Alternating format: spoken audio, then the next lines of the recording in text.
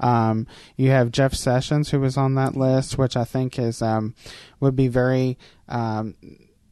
It would be unprecedented, but what about this election has been precedented? I know, really, I was going to say, has anything been normal? Yeah, so and the same thing with Christie, in the sense that Christie once again was one of the the first ones to come out after he had dropped his presidential campaign, but geographically, that's a very difficult team for me. I think that you really you need to choose someone geographically who's different than you, but it is in a state that either is automatically going to win for your party, or is something that is vital for you to win for your party.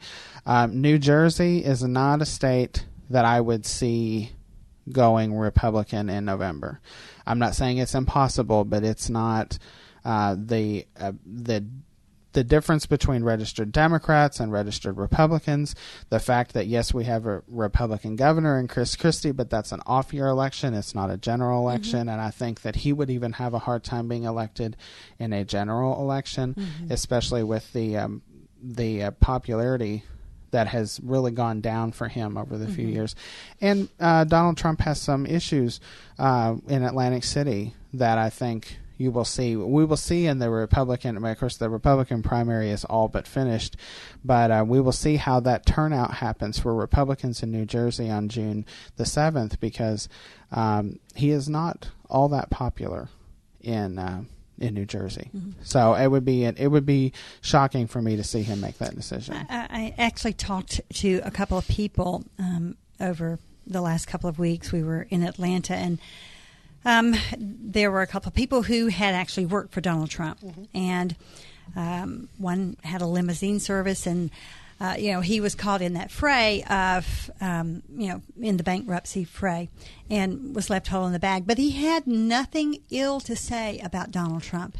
He said that and neither one of them. The other one worked at Trump Towers with him, and and she was very complimentary of him, and so that pleased me. He's like, I made the limousine company owner. He was like, I made far more money off of him than he left me holding the bag with, and and it happened to, and it was not really the fault of Donald Trump that he filed bankruptcy. A lot of people apparently fell in that fray of the Atlantic City and them just not being progressive and moving forward like they were advised to do.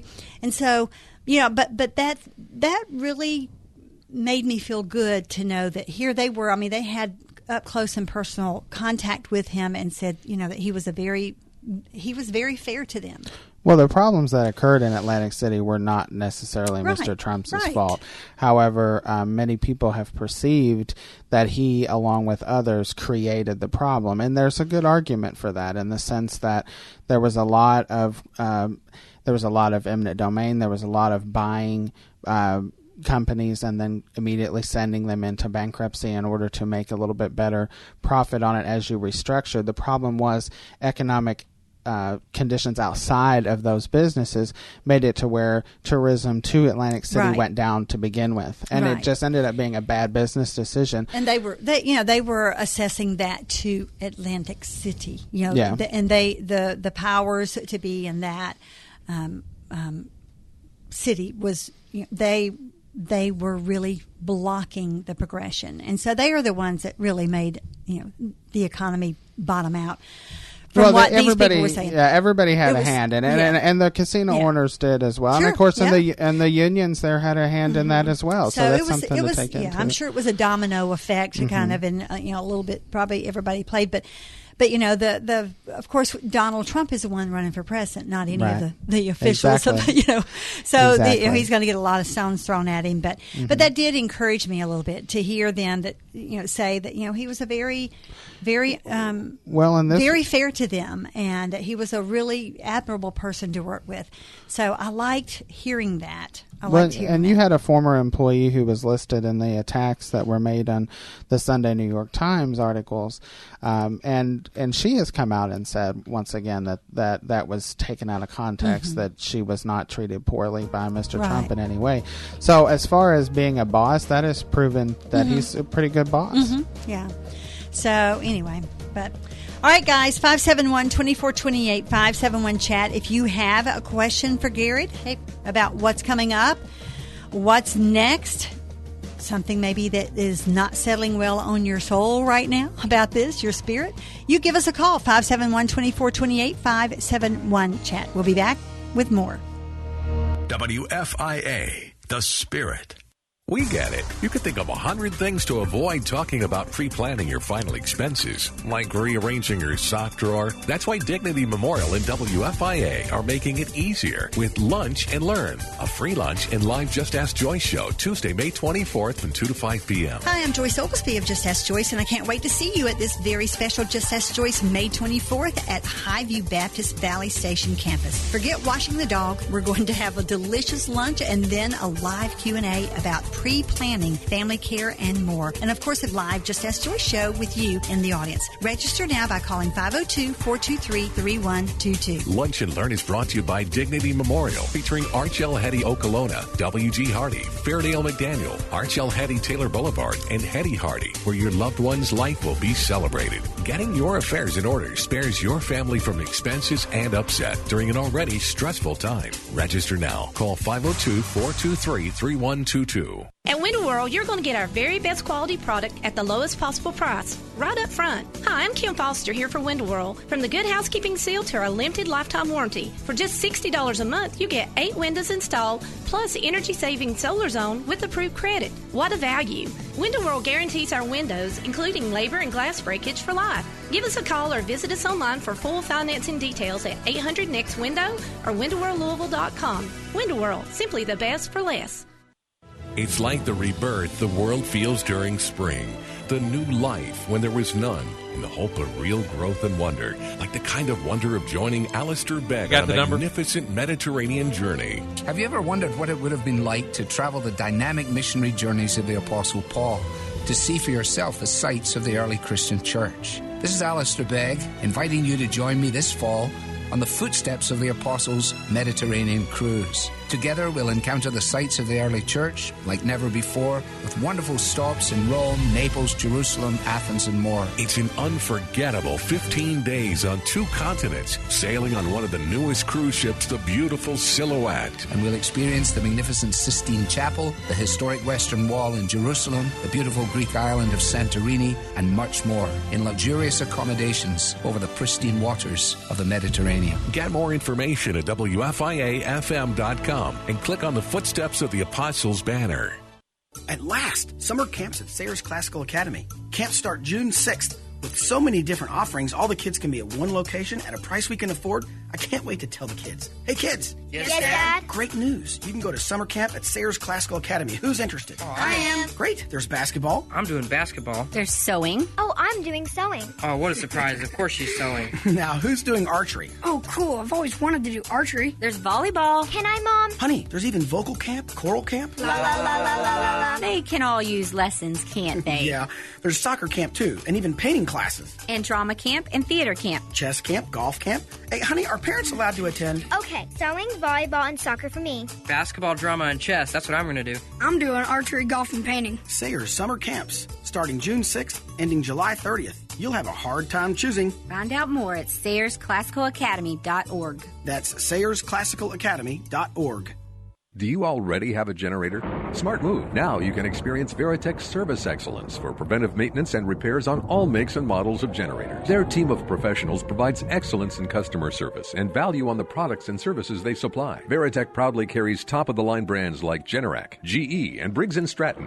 Be prepared for the next power outage. Contact Veritech at 502-966-3400 or on the web at vteng.com. Veritech, Kentuckiana's #1 source for all your generator needs. You're listening to Just Ask Joyce on WFIA, The Spirit. Thank you so much for joining us today. Garrett Sivaking is on board. We are talking election selection 2016.